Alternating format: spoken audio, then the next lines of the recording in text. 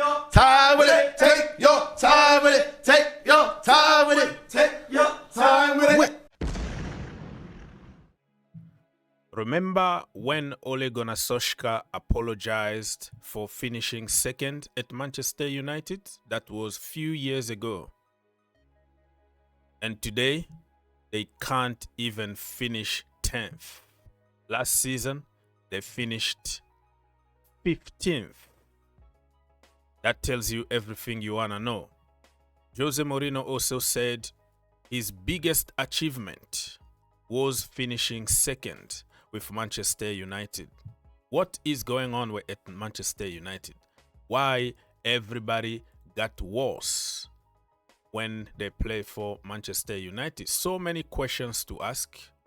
And don't forget to like, subscribe, share, comment down below, my friends. We have a lot of stuff to cover. Just headlines, to be honest with you. Today is Thursday, August the 28th. 2025 in my location. Regardless of the date you're gonna watch this video, it's always going to make sense. This morning, there's nothing you can expect. A lot of headlines about Manchester United losing to the 4th division, okay? Grimsby. So this morning, don't expect people to be kind at Manchester United and Ruben Amorim. This guy here is saying, what if Fergie, which is Alex Ferguson, Sir Alex Ferguson, signed a lifetime contract with the devil for his success, and now United can never be good again? Kind of funny, but kind of making sense because of what is happening after Sir Alex left Manchester United. So today you can see the headlines. Grim for Amorim, Grim Reapers, so grim, it's grim for Amorim, blah blah blah. You can go on and on.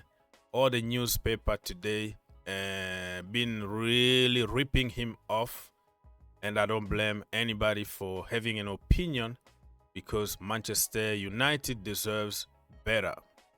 With the money they spent, the quality of the players that they got, man, everybody was expecting this team, Grimsby, to be absolutely demolished. David Artell, who is Grimsby manager, he came after the game to say Manchester United have got an unbelievable manager, and they are on the right track. This guy is taking a piss. This is 100% banter, because he doesn't want to disrespect the manager and the institution of Manchester United. That's why he's saying this, but he knows that Amorim is absolutely crap.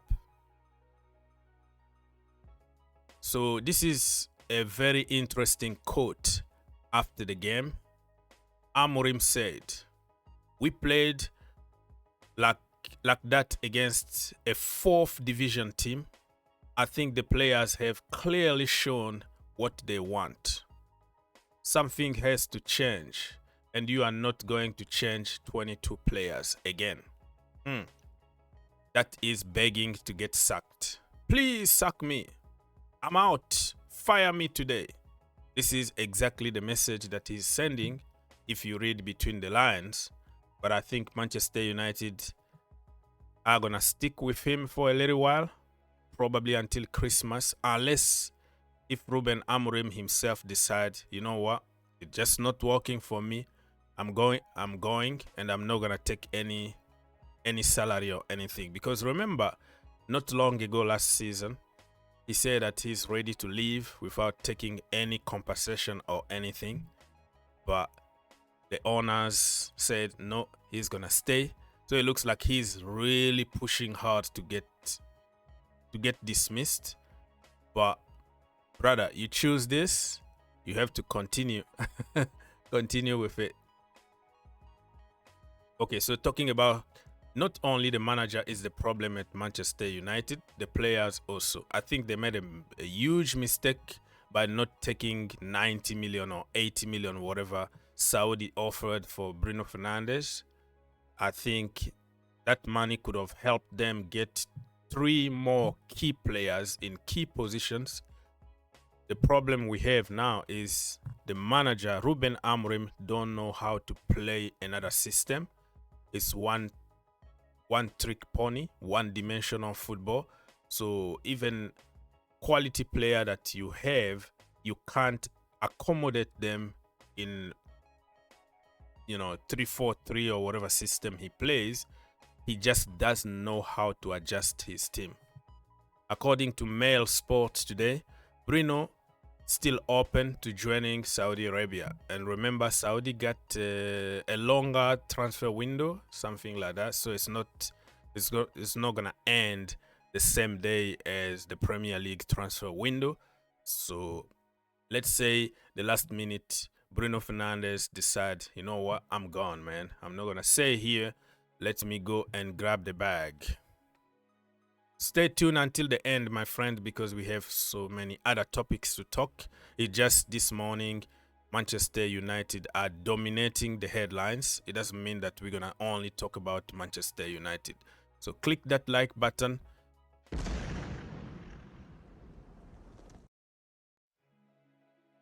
All right, let's move on. Onana also, he need to go, man. That brother is absolutely a piece of garbage. 21 touches, 3 shot faced, 3 goals conceded, 2 errors. Oh my lord, the stuff of nightmare. And penalties, it was a nightmare, even though he scored his own penalty. But come on, 12 penalty, you in your level, Onana's level that we've been sold. I think he should have stopped at least the 3 penalties yesterday. Now let's move on to Chelsea. Manchester United are on the verge of agreeing a deal worth between 35 to 40 million to sell Alejandro Garnacho. I think it's a good deal for Chelsea because they are not going to pay 70 million that Manchester United were asking in January. The problem is many Chelsea fans just wondering where this brother is going to play. And is he going to have a good attitude if he doesn't play? Only time will tell, but it looks like the manager, Enzo Maresca, and the sporting directors and the owners are so convinced that this guy is going to take Chelsea to the next level. And it wasn't his problem at Manchester United. It's the club is in trouble. Pretty much everybody don't succeed over there. So let's wait and see what's going to happen at Chelsea. Christopher Nkunku is on the verge of joining AC Milan. Fee of around 45 million, contract until 2030. We don't know how the structure is going to be for the deal.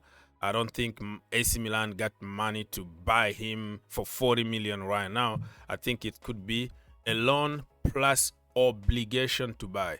So in the books, you're going to claim it as a sell because it's an obligation. Because Chelsea needs some kind of structure because they don't have a lot of international spot to loan out players at the moment.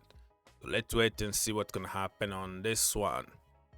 Jose Mourinho, the special one, could leave Fenerbahce. They failed to qualify for the Champions League.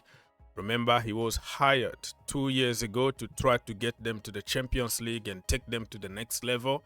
Last season, it was a catastrophe, couldn't qualify. And this time also, in the playoffs, he failed to qualify. Even though the first leg in Turkey, it was 10 against 11 for a long period of time. Jose Mourinho couldn't beat, I think, Benfica. And in the second leg, they lost over there 1-0. The first leg was 0-0. The second leg, it's 1-0. So they are out of the competition. They are probably going to play Europa League again. I remember even in the Europa League last season, he failed miserably. I think he was against the, I don't know, not Celtic, Rangers or something like that. So Mourinho is on the verge of leaving Fenerbahce, and even the president of Fenerbahce who hired Mourinho is at the risk of losing the job. Bayern Munich keep pushing to close Nicolas Jackson deal, but there is still nothing agreed with Chelsea. Jackson agreed personal terms, but Chelsea are still waiting to see the situation at Newcastle United, because Isak could move to Liverpool, and we know that Newcastle been looking for another striker. So if they don't find another striker, they could switch to Nicolas Jackson. But I also heard that Larson, could be moving to Newcastle. So it needs a little bit of domino here to get this deal done. So very interesting. Keep an eye on that. Arsenal of all people. Wow. So this started like a joke. I didn't take it seriously at the beginning. I thought, it was a paper talk. It was a few days ago. And then big outlets started reporting on it. Piero Hincapié to Arsenal is becoming a reality. 60 million release clause. Arsenal are ready to splash the cash. Arsenal really want a loan with obligation, as deal now depend on the structure to be approved or not by Leverkusen. So Hincapié wanna leave. He said it clearly. I wanna leave. I wanna join Arsenal. Arsenal wanna buy him, but they want a better structure for the deal. They don't want to pay the release clause, but they are ready to take him on loan plus obligation. So Arsenal, Mikel Arteta is adding more pressure, because if you don't win big trophies this season, like the Premier League and the Champions League, my brother, your job is at risk. You got one of the best strikers in the world, Gyökeres. You got covers everywhere. Hincapié can play as a center back, as a left back, as a right back. He's very versatile, just the way Arteta likes it. So no more excuses. He needs to win, or he's gonna get sacked. This is what I was saying a while ago. Larson could be moving to Newcastle United. He already informed Wolves that he's leaving, and Wolves are working on another striker from Genk, if I'm not mistaken. So you see the domino here. They can sell Larson for like 70 million. They go on the market, 25 million, 30 million. They buy another cheap striker to replace him. So I think Newcastle are going to sign this guy instead of Nicolas Jackson. Liverpool are not giving up.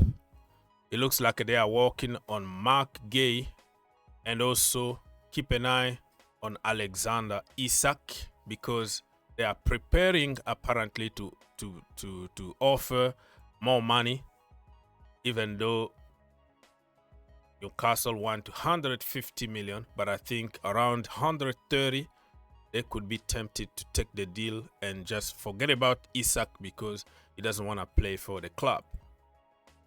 Today is the draw for the league phase of the Champions League. I'm gonna make another video when I come back from work today.